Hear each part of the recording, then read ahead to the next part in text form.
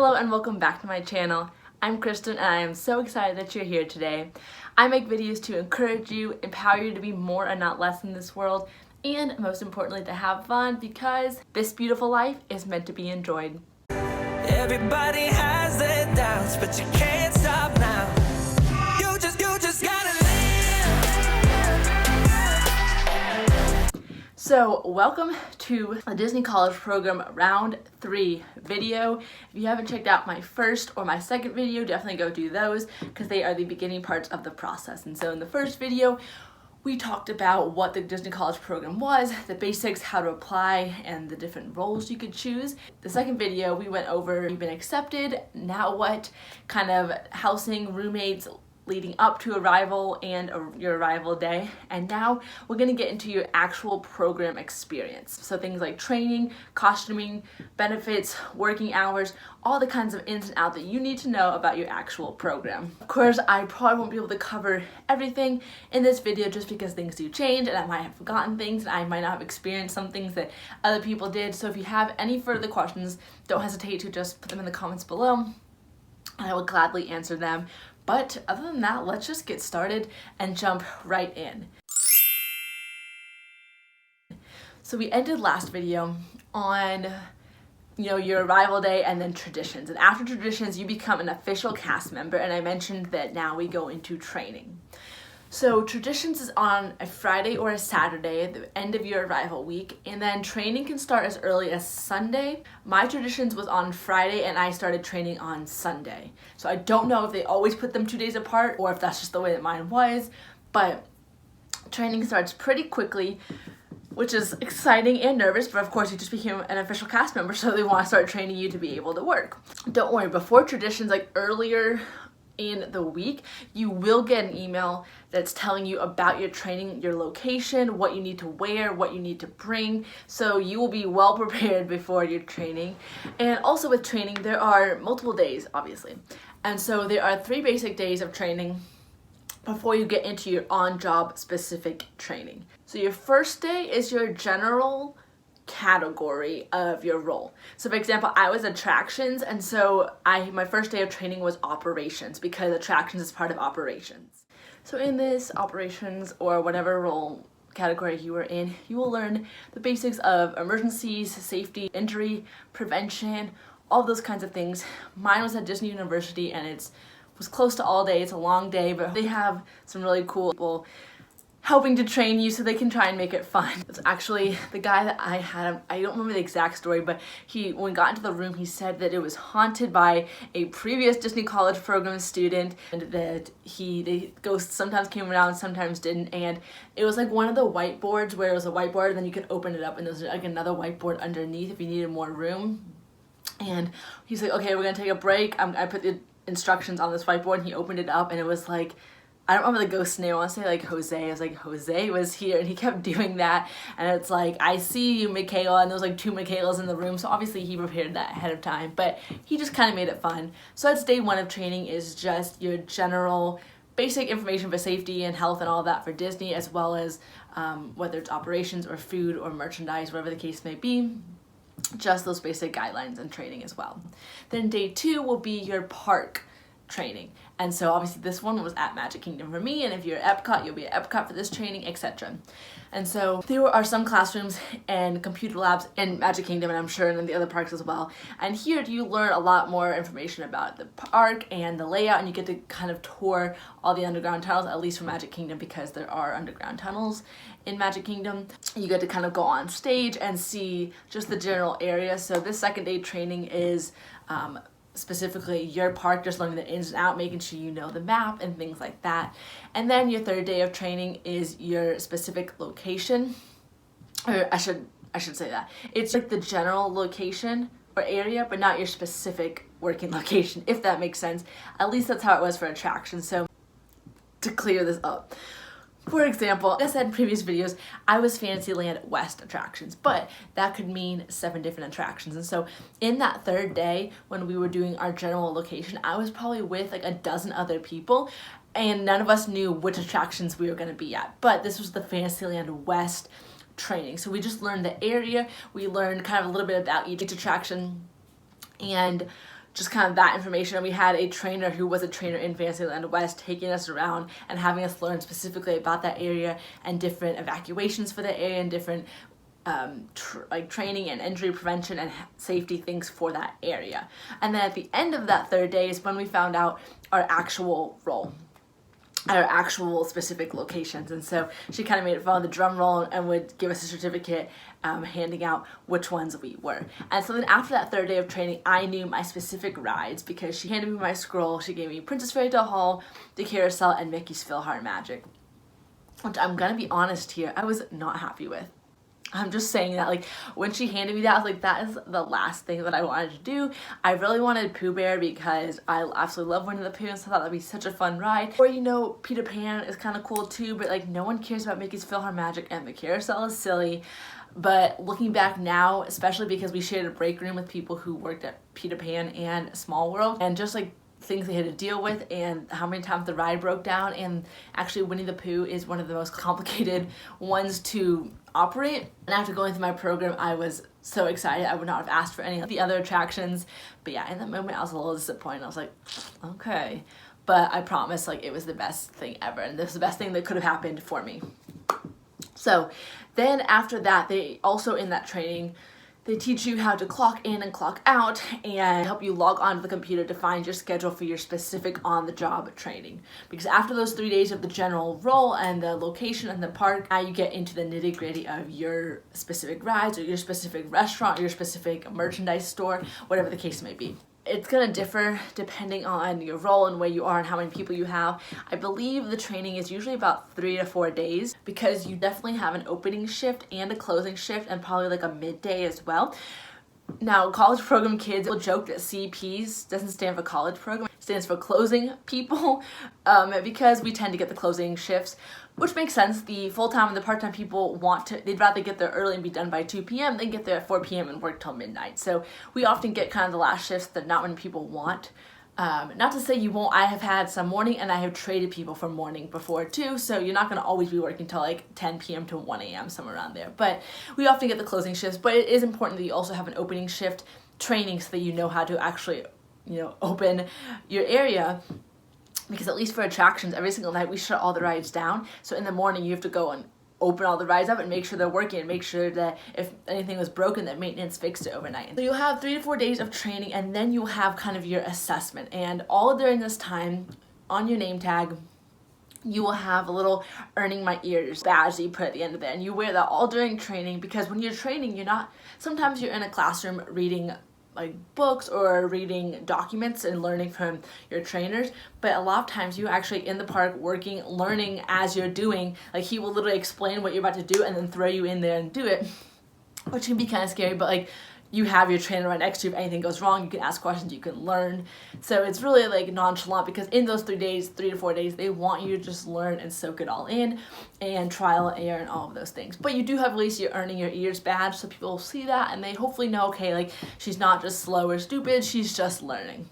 But then on the assessment day, at least for my location, your trainer will take you to just a couple of the spots that you would be working, and just test you. And so he's still there, but he's not going to give you hints or tell you anything unless something like horribly goes wrong, which it shouldn't. Just testing to make sure, like, if I put you out here alone by yourself, can you actually handle this? Or if you don't know the answer, can you find the answer? It's a little scary. I was testing the same day the same girl I had been training with, so it wasn't too scary because we kind of just switched off, and you really just, it seems nerve-wracking, but just realize, like, this is what you're doing for the next 5 months. Until the very last day, there was questions that I didn't know and things that I couldn't even help guests with. And so you're always not going to know everything. That's the one thing with Disney, is that people will surprise you with the new problems that they can come up with and the new things that they can ask for. All that to say, after you pass your assessment, your trainer will tell you that you can now take your earning your ears off. You can keep it on, I think, for up to like a week if you want, if you're still kind of nervous, but you are able to take it off. And my trainer tried to get me to take it off. He's like, Kristen, you know what you're doing. But I was like, no. I have 1 8-hour shift tomorrow and I'm keeping on. And when I showed up for my shift, he was like, are you kidding me? You are ready. I was like, no, for this shift, you do not get to take it off. And then like halfway through the shift, I took it off because I was like, oh, okay, I'm comfortable. I know what I'm doing. I don't need this, but you are able to keep it on. And yeah, then after you pass your assessment and take off your earning your ears, like you are good to go. You're scheduled just like a normal cast member, and yeah, you're working. So now that you're working, let's talk a little bit about your job. And again, I'm going to give examples based on attractions, but just know that every role and every location is going to be a little bit different. So I'm going to try and give just basic, like high level information, not give you a whole lot of details just in case my experience wasn't the same as yours could be. But when you're on the job, once you start working, you start working. And I know a big question people have is how many hours, how many days will I work? And that is also going to depend. For the majority of roles at the Disney College program, you will be working 5 days a week and have 2 days off a week, which is just like a normal thing if you were just working 9 to 5 somewhere. The only problem is those aren't consistent. You are a Disney College program member, you do not get to pick your days off. Also with this 2 days off a week, it is just 2 days off in a 7-day period, so the weeks go from Sunday to Saturday. You could have a Sunday, Monday off in that first week, and then Friday, Saturday off in that second week. So you'd have Sunday, Monday off, work Tuesday, Wednesday, Thursday, Friday, Saturday, Sunday, Monday, Tuesday, Wednesday, Thursday, have Friday, Saturday off. That happened occasionally. My roommates, I think it only happened to me once where I had to work like 11 days in a row, but it is possible to, mostly that's not the case. I think I only ever worked, maybe like 5 to 7 days in a row with the way my days off work.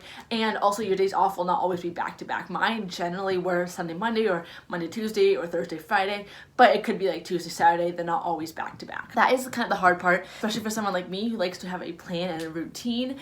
I was like, I just want a day where I know I can go grocery shopping and I can cook and I can clean and I can relax. But sometimes that's a Wednesday, and then my next day off isn't until the Friday, 9 days later, and I have to go 9 days, without going to the grocery store or stop on the way home from work. So it can be a little stressful. I would highly recommend getting yourself a planner, and an hourly planner, like a few moments later. Like this, where it has the hours, because it's so easy. I would just go in and put my work. So for example here, it's like working from 4:15 to 11:45, and then I would fill out here if I wanted to go to the parks, or he was like calling my friend, or if I wanted to go to the gym at a certain time. Let me try and find a better day where it has like more here. So for example, this week it looks like I worked Monday, so I wrote 9:15 to 8:15. It was a long day. And then Tuesday I wrote here that I wanted to work out and what I wanted to work out, and then I wanted to go to the store, and then I would work again from 3:45 to 12:45. And then here I was running errands, meal prepping, and then working again. So this hourly calendar just really helps you as you get your schedule, just to fill it in so you can see hour to hour basis. Now for schedules, you will get them 2 weeks in advance, and you always get them they drop on Saturday night / Sunday morning. It's like midnight of Saturday going into Sunday. And you get that, they will be for the next week. So let me show you what that looks like on a calendar, because I know that can sound confusing as I'm talking. So for example here, if we are on the 8th, midnight at the 8th / going into the 9th, your schedule drops. And you get your schedule for 2 weeks.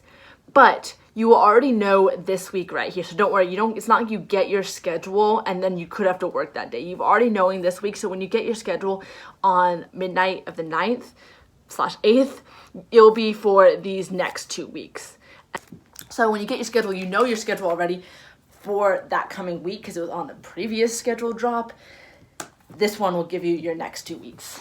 So occasionally I would be getting home from work right about then or right before then. So I would stay up or check my schedule then, but sometimes too I would just, if I was already home from work or I was off that Saturday, I would just go to sleep and stay up till midnight, because to me it didn't make that much of a difference. And a lot of times the system kind of crashes right in that first 5-minute period, because everyone's logging on, even full-time and part-time people, to try and see their schedule, and so it can get kind of crazy. The only time I would check right away or make sure that I stay up till midnight was if I knew I wanted to try to trade or get a day off. I would make sure to try and see my schedule, because the earlier you ask if someone wants to trade, the earlier then someone will probably trade with you. So that's how schedules work.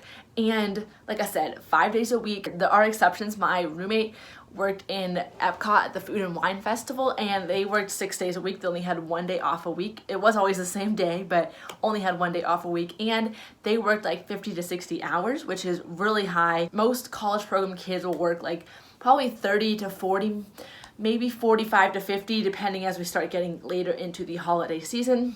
I never worked more than 40 hours a week, and I think my lowest week that I was scheduled for was 32. There were some that I worked less than 30 because I was either sick and had to call out, or I asked for the day off because someone was coming. But that was a little bit low. I think a lot of my roommates usually had 35 to 40 hours a week. It really just depends on how many college program kids you have in your area, as well as how many full-time, part-time, and seasonal people they have in the area and how much availability that they have.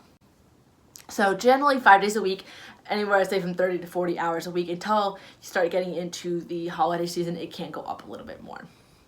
Now, what if families coming in town? What if I need to ask for this day off? What if I need to, whatever the case might be? You can log into the system and request days off in advance. Now, when you go into the system, it will tell you what number you are on the wait list, looking at your area, because it knows your area. So if you're like 5th to 10th on the wait list, you're probably not going to get that day off. If you're like 1st to 3rd on the wait list, there's still no guarantee you will get the day off, but there's a good chance. So you can always go in advance if you know, for me, like, I knew my family was coming the first week of November, and so I went in like in September and asked for those days off because I knew in advance. But sometimes if it's like a last minute thing or something comes up, then you might be a little bit closer. So you'll just have to kind of go in and see. And the thing with college program kids is that we cannot give away shifts. We can trade. So like if someone had Monday off and worked Tuesday, and I had Tuesday off and worked Monday, I could switch and then they would take my Monday shift, I would take their Tuesday shift. You can do that. But we can't up and just like give a shift away. The exception to that is some managers, if you go and talk to them about why and you give them plenty of notice, sometimes they will allow you to just give a shift away. But not every manager is like that, and I can't guarantee that. And they're not necessarily happy when people go and do that. Now, calling out, that's what happens when you don't come to work. You have to make sure and say that. You have to go and log in and say like you're not coming in. You can't just not show up. You are able to call out, for different reasons, if you're sick or, if someone came into town randomly like that or something else was going on. But just know that you do kind of get like marks against you. But it is like 3 strikes and you're out, but each strike is composed of different, like multiple things. So it's not like if you just call it 3 times, you're gone. Being honest, I don't remember the exact point system since I've been gone, but I will say it's not super easy to get kicked out. I mean, it can be if you just call out every single day or, once every single week, but in general, it's not like if you call out here and there for reasons that you're going to be kicked out of the program. It also refreshes. It's like you can't get more than 3 points within 30 days, and if you get 3 points within 30 days, then that's like 1 strike or something like that. I think, and points can be for calling out, if you're late, things like that. And so I did have to call out a few times. One, because at the middle of September, actually, I lost my voice suddenly. Like I just woke up one day and I didn't have a voice, but I felt fine. So I went to the doctor anyway, got tested for strep, like making sure I'm not sick, and I wasn't. They were just like, you have no voice, and they gave me some steroids to try and get my voice back. But there's a few days I just didn't have a voice, and so I called my manager. I was like, I don't have a voice, but I feel perfectly fine. I promise. Like I got tested for strep and all this stuff. I'm not sick. I could like whisper to guests. There's still something I can do.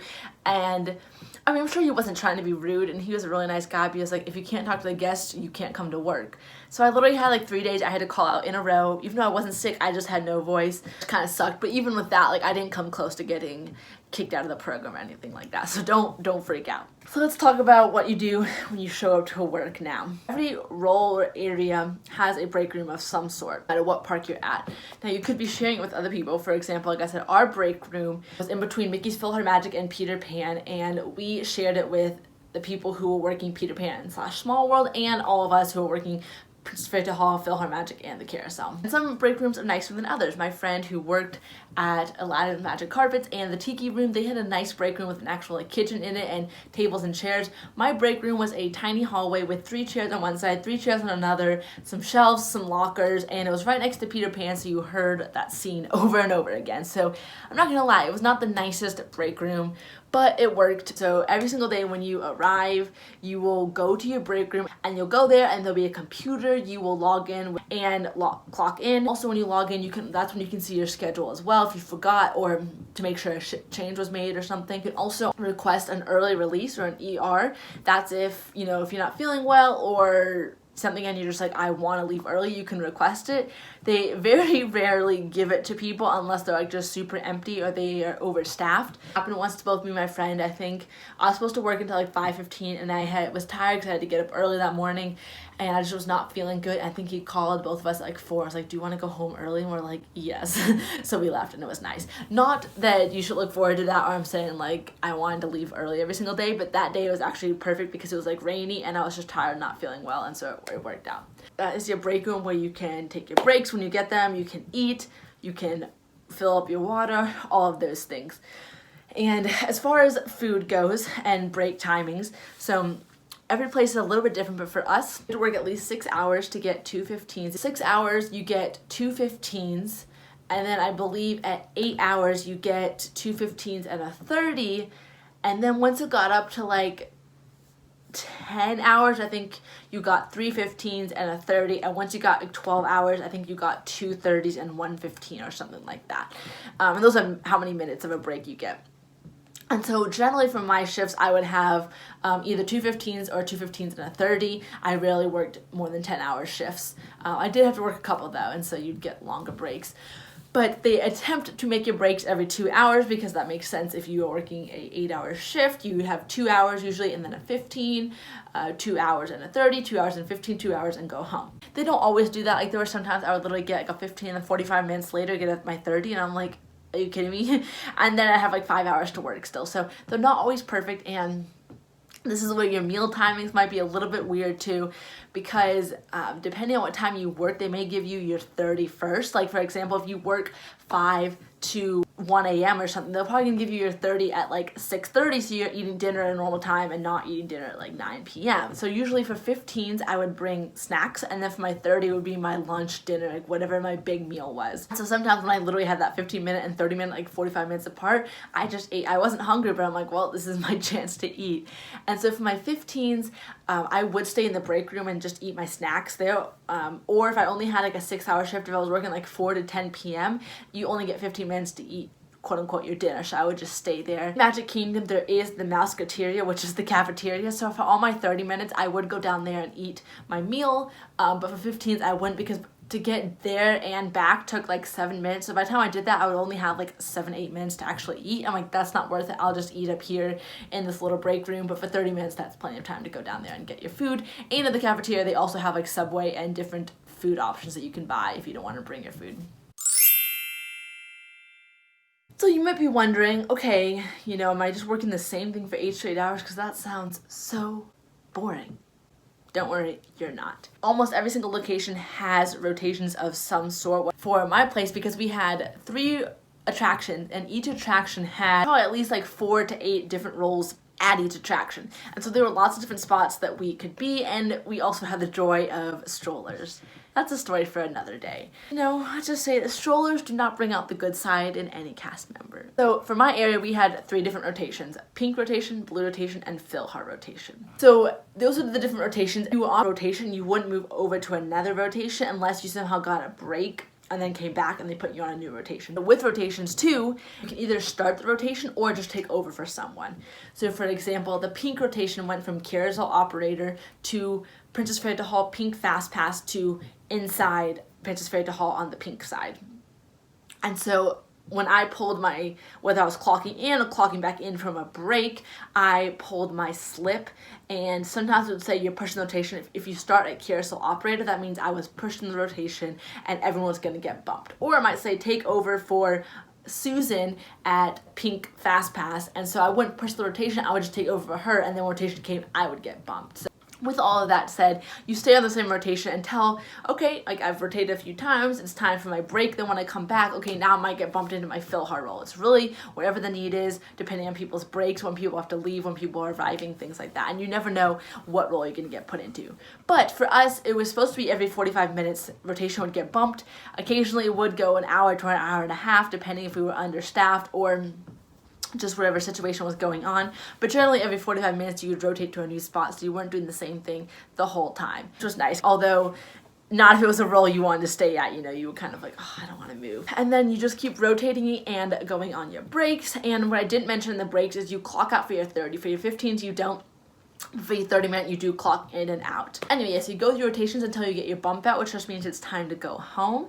And that's it. Now, I mentioned the rotations, and the only time your location will change is for Halloween and Christmas parties. So for Mickey's Not So Scary Halloween Party and Mickey's Very Merry Christmas Party, some attractions and quick service food and beverage places change. For the Halloween party, go around different places and trick or treat for candy, and so some attractions will actually close down their attraction and just become a trick or treat location. For example, Mickey's PhilharMagic was one of those, and so on Halloween nights we would close the attraction early, and then people who are working the Halloween party would come in and pass out candy in that attraction. And then for the Christmas party, quick service food and beverage passes out like cookies and drinks like hot cider or coffee or hot chocolate. And so some of those restaurants will close down as actual restaurants and turn into a place to serve the goodies for the party. But other than parties, your role and your different rotations will stay the same. So how do you actually get to work? Good question. So every single park has a parking lot for its cast members. It's different from the guest parking. The only difference here is Magic Kingdom. So Magic Kingdom, if you've heard the rumors, they are true, that there are actual tunnels underground, but they're not underground. So Magic Kingdom is actually built on the second story because Florida floods. If they had built it into the first story, the park would have flooded. So they actually built it on the second story, and so the tunnels, there are tunnels underneath the park, but they're technically on the first story and not actually underground. But that's okay, and that's how cast members at Magic Kingdom get around. Because of that, you can't just walk backstage, we have to take a bus. And so we have to park in a separate parking lot, get in line to catch the bus there, and then that bus will drive us to the entrance of Magic Kingdom. Now, it's not a far drive. It's maybe 3 to 5 minutes from the parking lot to where the bus drops you off at the entrance of the tunnels, but that is an extra step. So if you are in Magic Kingdom, just give yourself extra commute time at the beginning. From the Commons, I would leave about an hour before my shift started, and I'd not have to worry most days. So for example, if my shift started at 4, I would leave my apartment at 3. Now granted, that could change with traffic, and there were times that the buses had broken down and there's only like one bus running, and I thought I was gonna be late because there was a huge line backed up, because each bus can obviously only take a certain number of people. So there's only one bus running, it was a little bit slower, and that was a close call. I think I got to the entrance of the tunnels with like 4 minutes to spare, and it usually takes me like 5 minutes to get up and get clocked in, and so me and some other people were like booking it down to not be late, and I wasn't late, luckily. Anyway, so the Disney College program, if you do not bring your car, there are buses that stop at each of the complexes. I would say if you are fortunate enough to have a car that you can bring that, because the buses can take up to like 2 hours, and if those break down, you just don't want to rely on them if you do not have to. But there are buses that will drop you off at parking lots of the other parks or the parking lot of Magic Kingdom, so then you can get on the other bus and take it in. So don't worry, like, you can definitely take the bus. Now for the fun part, costuming, that everyone always dreads, because listen, Disney costumes were not meant to be fashion, glamour, make you look good, okay? I will say, my costume for my attractions and for Fantasyland West were not that bad, luckily, but some of them could be a little funky, but you just roll with it. So back to your training, on your day of your actual location, like your third day of training, your trainers will bring you over to costuming to get you fitted for costumes and get you to check out some costumes. So that will all be taken care of. Every single person, unless you're like, I think parking lot, has to have all black shoes. Even like the logo, if it had like a Nike swoosh or whatever, had to be all black. They have some like costuming that you can buy. The only exception is if you are a quick service food and beverage, they will give you shoes, because you have to have special non-slip shoes since you're working around the kitchen and things. I got 2 pairs just because I knew I'd want to switch them out, and if, for example, if it rained one day and one shoe was soaked and I had to work the next day, I didn't want soaked shoes. So I got 1 pair of Nikes, which is like honestly my favorite shoes still, but were a little bit less comfy, and then I got 1 pair of Asics that were a little less cute but more comfortable. I bought shoes beforehand because I have a size 13 foot, and I was afraid that Disney costuming wouldn't have that big of shoes, but you can totally buy all black shoes at Disney costuming as well. Now, each park has their own costuming. So for Magic Kingdom's costuming, it's honestly so cool to walk in, because it's just like rows and rows of every single possible costume of every single role within Magic Kingdom, from custodial to quick service food and beverage to attractions to merchandise, like every possible store, restaurant, ride. Trainer will show you where your area is, and they also have changing rooms where you can try on the different shirts and pants to make sure you find things that fit you. And with costuming, I believe you can only have up to like 5 pieces out at one time. I think I would always have 3 shirts and 2 pants because I could wear like that would last me 5 days of work, and then I'd have to do laundry again. Now, when it comes to cleaning, you can either drop them off at costuming and pick up new ones, and like they'll clean them for you, but you can't guarantee you're gonna get those same ones back that's why I personally wanted to wash my own, because some of them are old and they just fit differently. They've been stretched. And once I found the 3 shirts and 2 pants that like fit me well, I didn't want to risk not having them again. But that was also a luxury. Living in the Commons, having my own washing machine, I didn't have to worry about someone stealing my costume. I could just wash them in there. But I would recommend washing your own costumes. It's difficult to find ones that fit you well. So you'll check out those, and then you'll also sometimes, depending, get different pieces. Like we got white socks for when it was cold, because our sleeves could roll up for summer and then roll down for winter. But since we always had to wear shorts in the winter, we got like white socks. You could also have a hat that was optional. They also will give you a rain poncho, obviously if it's raining, and a water bottle holder, and all of those good things. Now, the only time you will have different costuming is if you are an attractions cast member and you work a Halloween party, or if you're quick service food and beverage and you work a Christmas party. So there are different costumes for the Halloween party and for the Christmas party, and those I don't believe count as part of your 5 pieces. I don't think I had to give up my shirts or my pants, but you can only have like one of those out at a time. So if you know you are working a Christmas or Halloween party, it will tell you on your schedule like that you're working a party. You'll just go in there, you know, a couple days beforehand and pick it up. The last kind of bit of costuming is the Disney look. I'm sure some of you have heard there are pretty strict rules as far as like hair and nails and makeup and jewelry. You can do so much research on Disney look to make sure that you are, you know, in the Disney look for the program. I just want to highlight some of the benefits real quick that all cast members get to enjoy, and they're pretty cool. So I think the biggest perk that everyone knows is you get into the parks for free. Except for, of course, like holidays and certain lockout dates. Like during the busy times, they don't want the cast members taking up some of those spots because they can only have a certain number of people in each park. But other than that, you get into the parks for free, and you also get free parking should you choose to park at the parks with your blue ID. So a few moments later. Your blue ID is your lifeline. Do not lose this. Other than your housing ID, this is your most important ID. Also, what's cool is you have the ability to earn tickets for friends and family and people who want to come visit you. So I believe it's every 50 hours you get 1 ticket applied to your account that you can then transfer to someone else. The only thing is with that free ticket, you have to scan into the park with them. So one time when I had to work, my parents wanted to see me in action, and so I just went into Magic Kingdom, like the back entranceway, parked, went through the tunnels in regular clothes, went out on stage, went to the front so I could be with them when they came in, and then I just went backstage, changed for work, and went to work, and they were allowed to roam the park. So you don't have to stay with them, but you do have to be with them when they scan into the park. By the time my parents came last weekend of October / first weekend of November, I had already earned enough tickets where they didn't have to buy any tickets. They could just come in for free. And then I also had an extra ticket when my dad came to visit me at the end to help me pack that he could use as well. And if you're wondering how like Fast Pass works for cast members, it's the same rules as the normal people. You can just only get up to 7 days in advance. Now, you also get discounts on food and merchandise. Just ask people if they take cast member discounts. Some people won't, some people will, so you can check.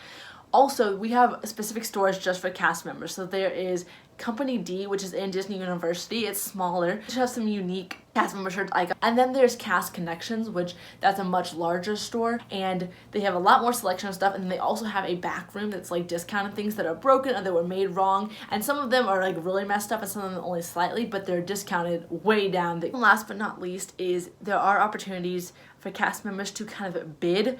And it's not bidding like money, you just put your name in almost as a drawing. Really cool backstage tours. So unfortunately, all of the ones they had during my program I either couldn't do, or I did apply for them but I didn't get it.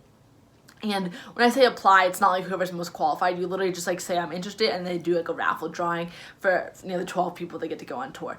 But one of my roommates did get to do a backstage tour of the Haunted Mansion, which was so cool for her because that is her favorite ride. So it's different stuff like that. You can tour backstage of different rides or different cool learning experiences that you can bid on. So that's another benefit of cast members. Okay, well that is all I have for this 3rd video. I know this was a lot of information. I really wanted to give you guys just kind of like the basics of what you can expect on your program, but also know that every single person's program is so different depending on who they are and their role and everything. So like, just take it all in, the good and the bad. There are amazing moments, there are hard moments that, you know, you kind of question yourself, but honestly, just take it all in. These basics helped you a little bit. In the next video, I'll be getting into my personal experience, so like the nitty-gritty details of my experience in my 5 months there, which I think will be a really cool video.